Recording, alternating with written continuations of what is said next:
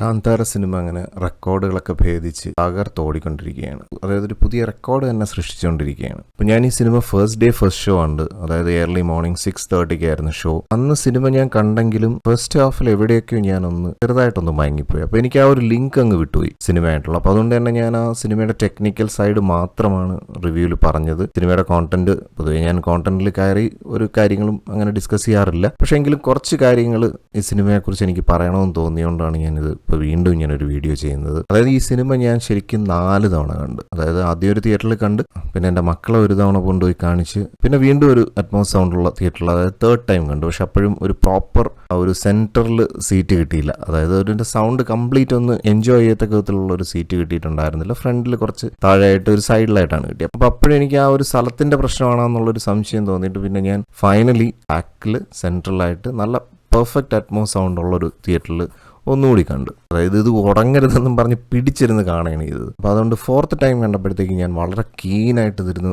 Observe ചെയ്താണ് കണ്ടതും. ഞാനൊരു 6:30 ഷോ ആണ് കണ്ടത്. അപ്പോൾ നൈറ്റ് ആയി കഴിഞ്ഞാൽ നമുക്ക് ആ ഒരു AC-യിലെ തണുപ്പും എല്ലാം കൂടെ ആകുമ്പോഴത്തേക്ക് ചിലപ്പോൾ ഇനി അതുകൊണ്ട് മയങ്ങി പോകണമെന്നുള്ളത് വെച്ചിട്ട് ഞാൻ അങ്ങനെ വളരെ ശ്രദ്ധിച്ചപ്പോൾ എനിക്ക് മനസ്സിലായ ഒരു കാര്യം, അപ്പോഴും ഒരു പർട്ടിക്കുലർ പോയിന്റ് എത്തുമ്പോഴത്തേക്ക് കുറച്ചൊന്ന് അടഞ്ഞില്ല, പക്ഷെങ്കിലും ഉറക്കം വരുന്ന പോലെ തോന്നി. ദാറ്റ് മീൻസ് ആ സിനിമയുടെ ഒരു പേസിന്റെ പ്രശ്നം അവിടെയാണ്. ഇതിന്റെ ഈ സെക്കൻഡ് ഹാഫ് ഒക്കെ കഴിഞ്ഞിട്ട് പിന്നുള്ളൊരു എക്സ്ട്രാ ഓർഡിനറി എലിവേഷൻ ഉണ്ട് ഈ സിനിമയ്ക്ക്. അപ്പൊ ആ ഒരു എലിവേഷന് വേണ്ടിയിട്ട് ഇദ്ദേഹം പർപ്പസ്ഫുള്ളി സിനിമേനെ ഇങ്ങനെ ഒരു സാധാരണ സിനിമ പോലെ, സാധാരണ സിനിമ എന്ന് പറയാൻ പറ്റത്തില്ല, കാരണം ഫസ്റ്റ് ഹാഫിൽ തന്നെ ഹിസ്റ്ററിയിലോട്ടാണ് പോണത്. അവിടുന്ന് കടമ്പരുടെ ഹിസ്റ്ററി പറയുന്നു. അപ്പോൾ അവിടെയൊക്കെ കുറേ സംഭവങ്ങളൊക്കെ ഉണ്ടെങ്കിൽ പോലും പിന്നീട് കുറച്ച് ഇതിങ്ങനെ ഒരു സ്ലോ ആകുമ്പോഴത്തേക്ക് എവിടെയൊക്കെ വെച്ച് ഒരു പക്ഷേ ഇതിൻ്റെ ഡയലോഗ് മലയാളത്തിൽ വന്നതിൻ്റെ പ്രശ്നമാണോ എന്നും എനിക്കറിയത്തില്ല.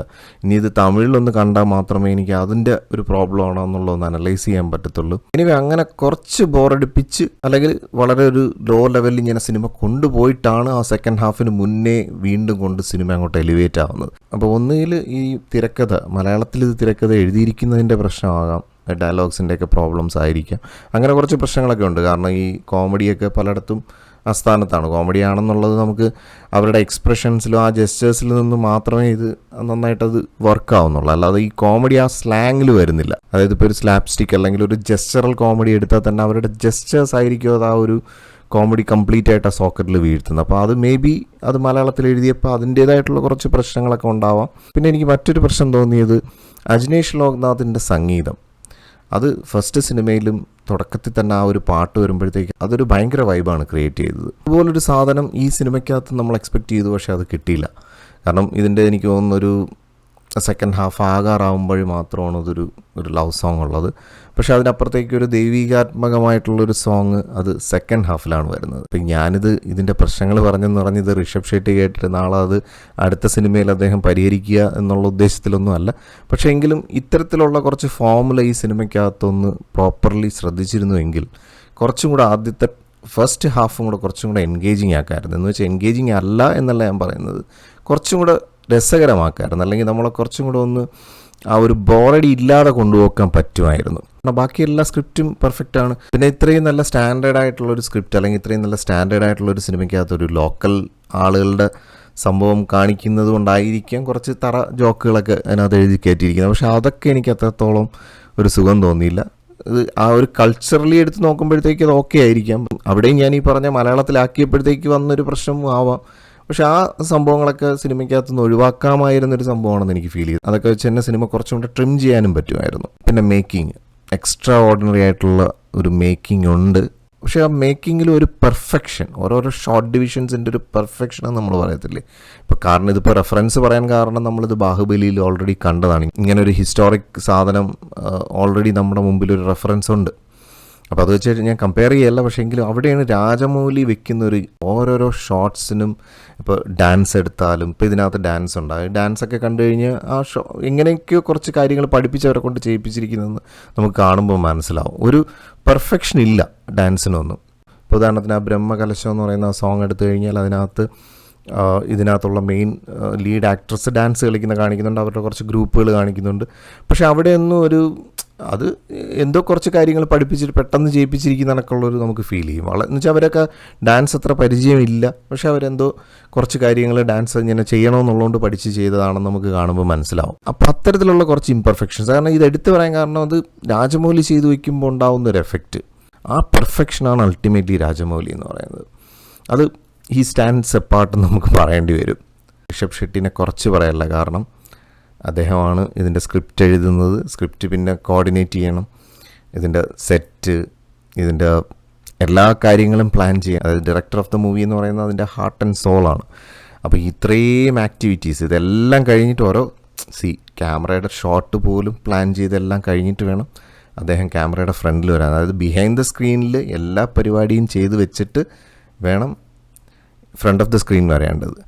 അപ്പോൾ അത് എനിക്ക് തോന്നുന്നു ലോകത്ത് ഇത്രയും വൃത്തിയായിട്ട് ഈ ഒരു ജോലി ചെയ്യുന്ന ഒരു ആക്ടറോ ഒരു ഡയറക്ടറോ ഒരു ടെക്നീഷ്യനോ ഒന്നും ചിലപ്പോൾ അദ്ദേഹത്തെ പോലെ ലോകത്തൊരു ആളുണ്ടാവുമെന്ന് എനിക്ക് തോന്നുന്നില്ല. അപ്പോൾ അത് അദ്ദേഹത്തിൻ്റെ മാത്രമുള്ളൊരു അനുഗ്രഹീതമായ സ്കില്ലാണ്. അപ്പോൾ അതിന് ഹാറ്റ്സ് ഓഫ്. അപ്പോൾ ഇത്തരത്തിലുള്ള ഇംപെർഫെക്ഷൻസ് എനിക്ക് പലയിടത്തും ഫീൽ ചെയ്തു.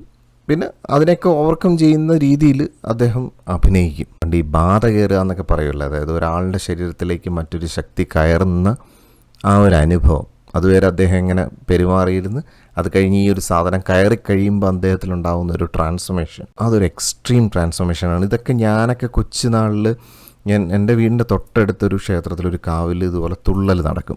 ഇപ്പോൾ ഈ തുള്ളലിനെ കുറിച്ച് ഞാൻ കുറേ ഇതിനെക്കുറിച്ച് ഇങ്ങനെ റിസർച്ച് ചെയ്യാൻ ശ്രമിച്ചിട്ടുണ്ട്, എന്താണ് ഇതിൻ്റെ സൈക്കോളജി ബിഹൈൻഡ് എന്നുള്ളത്. അപ്പോൾ അതൊരു ഗോഡ്ലി ആയിട്ടുള്ള ഒരു സംഭവം അവർക്ക് ഫീൽ ചെയ്യുന്നു.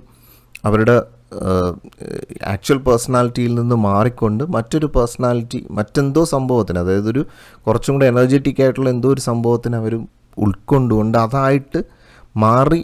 ഇപ്പോൾ ഇതിൻ്റെ ഒരു സൈക്കോളജിക്കൽ സൈഡല്ല ഞാൻ പറയുന്നത്, പക്ഷേ എങ്കിലും ഇതിൻ്റെ ഒരു സ്പിരിച്വൽ ലെവൽ ഓഫ് സൈക്കോളജി എടുത്ത് നോക്കുമ്പോഴത്തേക്ക്, അല്ലെങ്കിൽ ഒരു ഹോളിഗ്രേറ്റീവ് സൈക്കോളജിക്കൽ സൈഡ് എടുത്ത് നോക്കുമ്പോഴത്തേക്ക്, അപ്പോൾ അതിനെക്കുറിച്ച് നമുക്ക് ഡീറ്റെയിൽഡായിട്ട് അതൊരു ഡിഫറെൻറ്റ് ഏരിയയാണ്.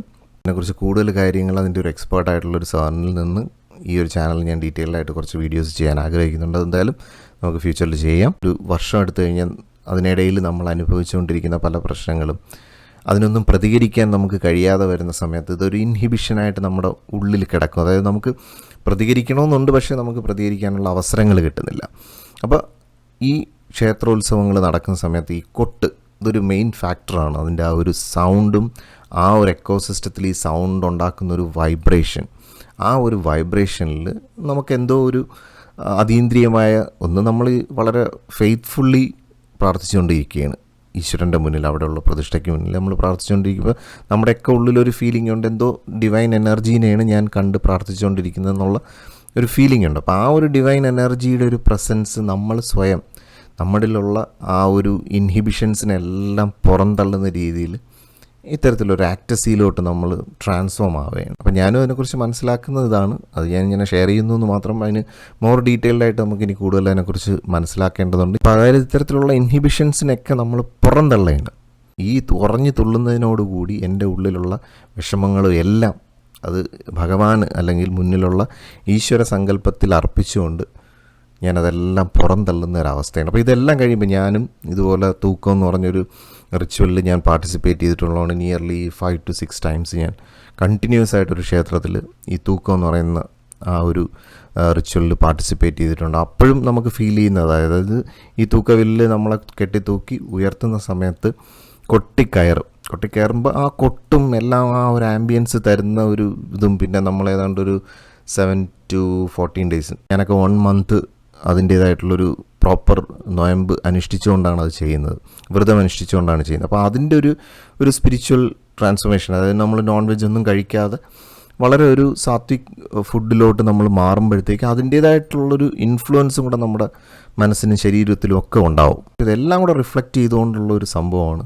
ഈ ഒരു സമയത്ത് നമ്മൾ എക്സ്പീരിയൻസ് ചെയ്യുന്നത്. അപ്പോൾ ആ ഒരു സാധനം വിഷ്വലി, അതായത് അഭിനയിച്ച് കാണിക്കുക, മേ ബി ഇത് അദ്ദേഹം അഭിനയിക്കുന്നതിനപ്പുറത്തേക്ക് അദ്ദേഹത്തിലും ഇത്തരത്തിലുള്ള കുറേ അദ്ദേഹം ഇതിപ്പോൾ സാധനയൊക്കെ ചെയ്തിട്ടാണ് ചെയ്തിരിക്കുന്നതെന്ന് പറയുന്നുണ്ട്. അപ്പോൾ ആ ഒരു അദ്ദേഹം പെർഫോം ചെയ്യുന്ന സാധനം, അല്ലെങ്കിൽ ആ ഗുളികൻ എന്ന് പറയുമ്പോൾ ആ ഗുളികൻ, അല്ലെങ്കിൽ അടുത്ത ചാമുണ്ടി എന്ന് പറയുമ്പോഴത്തേക്ക് ചാമുണ്ടി, ഇതെല്ലാം അദ്ദേഹത്തിലേക്ക് അദ്ദേഹം ആവാഹിച്ച് അദ്ദേഹത്തിൻ്റെ ആ ഒരു റിയൽ പേഴ്സണാലിറ്റിയിൽ നിന്ന് മാറിക്കൊണ്ട് ആ ഒരു ഡിവൈൻ ട്രാൻസ്ഫോർമേഷൻ അദ്ദേഹം വരുത്തി ചെയ്യുന്നത് പോലെയാണ് ശരിക്കും ഫീൽ ചെയ്യുന്നത്. അപ്പോൾ മേ ബി ആ ഒരു സെറ്റിൽ ഞാൻ പറഞ്ഞ കണക്ക് ഇതെല്ലാം പ്ലാൻ ചെയ്തതിന് ശേഷം വേണം അദ്ദേഹം ഈ ഒരു അവസ്ഥയിലേക്ക് മാറാൻ, ആ ഒരു എലിവേഷനിലോട്ട് അദ്ദേഹം കടന്നു പോകാൻ. അപ്പോൾ ഇതെല്ലാം കൂടെ എക്സിക്യൂട്ട് ചെയ്ത ഒരേ ഒരു നടൻ മാത്രമേ ഇന്ന് വരെ സിനിമ ഫീൽഡിൽ ഞാൻ കണ്ടിട്ടുള്ളത് ഋഷഭ് ഷെട്ടിയാണ്.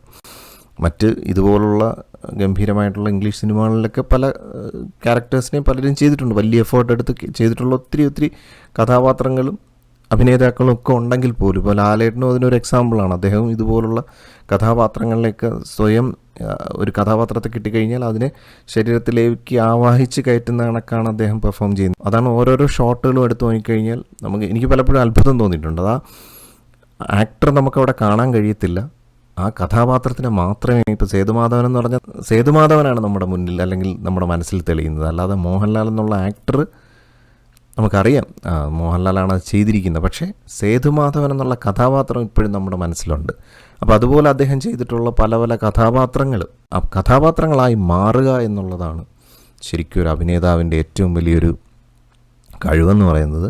ആ ഒരു മാന്ത്രികമായ സ്കില്ല് ഋഷഭ് ഷെട്ടി എന്ന ആക്ടറിലും ഉണ്ട് എന്നുള്ളതാണ് ഇതിൽ നിന്ന് ഞാൻ മനസ്സിലാക്കുന്നത്. അപ്പോൾ എന്തായാലും സിനിമയ്ക്ക് ഞാൻ റേറ്റിംഗ് ഒക്കെ ഓൾറെഡി 10 റേറ്റ് ചെയ്തതാണ്.